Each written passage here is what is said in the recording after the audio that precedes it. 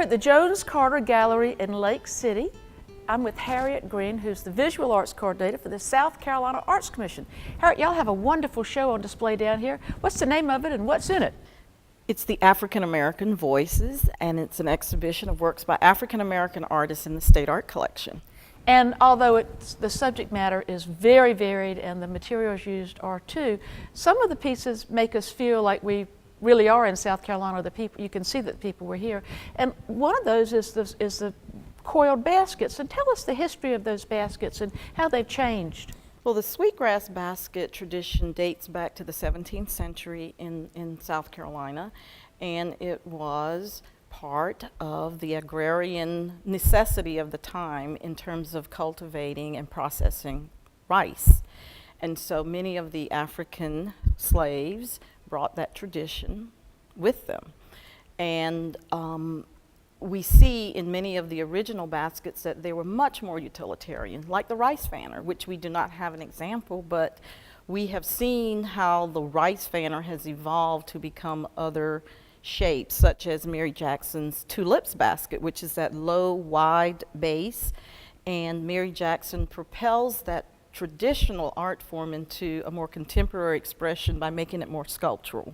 So you see the sweeping handles of that basket, and it's just gorgeous. So she's using this traditional material in a sculptural fashion. Other people, however, have baskets that seem to reflect more the original utilitarian use, and one of my favorites is the sewing basket. I know, that's pretty neat, isn't it? The shape on that with the dome shape is really beautifully executed, and I think this artist uses the variation in the materials. Many of them use bulrush in the basket so that it adds a different color from the just the sweetgrass, and so that's an example of a basket that uses a little decorative knot on it to punctuate the emphasis on the dome shape. So. And it makes it so feminine. Apparently when they use pine straw, that's often used in a decorative fashion, and that looks like the little French knots that you see on women who know how to embroider so beautifully for their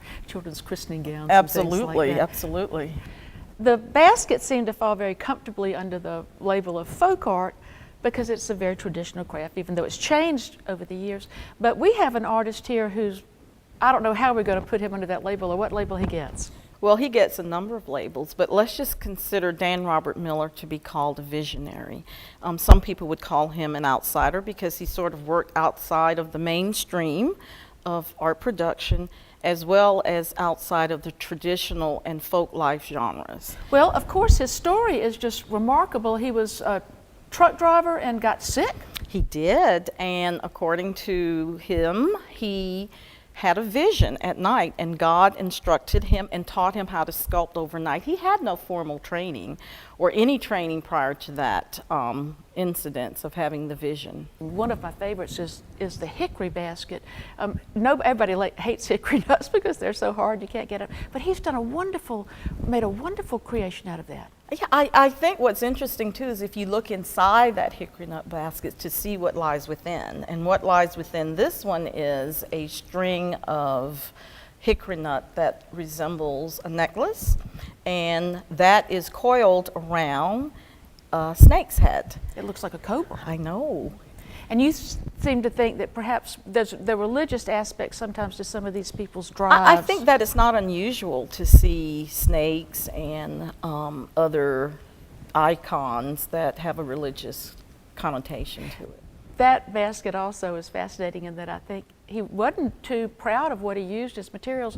He's got electrical tape that he's used in some places. It was like what he had. And that is indicative of a lot of outsider artists. They use materials that were readily available to them, or castaways or throwaways. When we look at God Be Upon Us, which has a marvelous shape, it almost looks like a horse's hoof or part of a plow.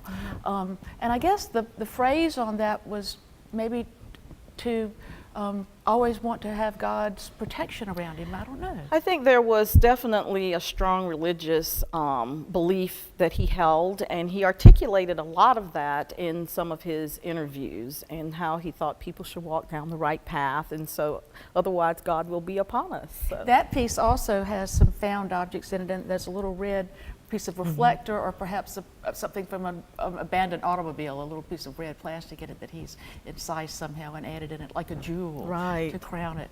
Then we go to another remarkable piece of a man and then a piece of a woman. They're standing together having a conversation. And the material in that is just remarkably chosen. I know. And I think that was one of the really interesting things about Dan Robert Miller, is that he had a real sense of the particular types of woods and the wood that would give him the best results. So he wanted to present the man and the woman in this sort of crooked and gnarled way. And so he achieved that because the characteristic of the sparkleberry tree is that it's a very contorted kind of crooked so tree. I think he understood that, and he had favorite woods to work with, and he had woods that he hated to work with. He didn't want to work with pine, he didn't want to work with poplar. And so because the characteristic of those woods is that they splinter very easily. A very different piece, because it's not a whole body, is this odd kind of chunk of a tree that's sitting here with the bark on it called the winker. And I don't know why it's called the winker, but talk a little bit about the textures and things. Well, I think that's one of those pieces where the artist, again, was using some creative license, and he actually did a high contrast between the face and the rest of the piece, which is to leave the bark on in its natural state. And again, that's just a sense of like just knowing the material and knowing the possibilities of that particular wood. And so we don't really know why it's called the winker. At one time it was titled Winter. So we don't know which one is actually the exact title, but as time went on, Winker won. This gentleman was born in 1918 in a rural part of South Carolina, apparently Calhoun County, where I actually live. And he certainly saw the lives of African Americans change for the better with rights and liberties during that time.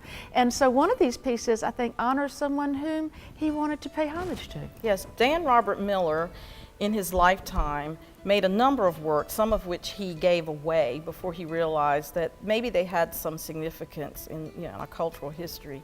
And so at some point, 3 institutions got together and purchased his body of work that consisted of 27 pieces. 9 of those pieces are included in this exhibition. And so in each institution's collection, there's at least one famous person, and we're just happy to be able to have the Abraham Lincoln piece, because that piece is really a phenomenal piece, carved from one piece of wood. It's very heavy, and he did it as an homage, and is what we believe. And his hands are so beautiful, his face is magnificently polished and gleamed, and his hair has been combed, and he has taken great detail to carve the rows of hair. And we see that he has on a bow tie, and someone said that perhaps he's sitting on his hat. Perhaps.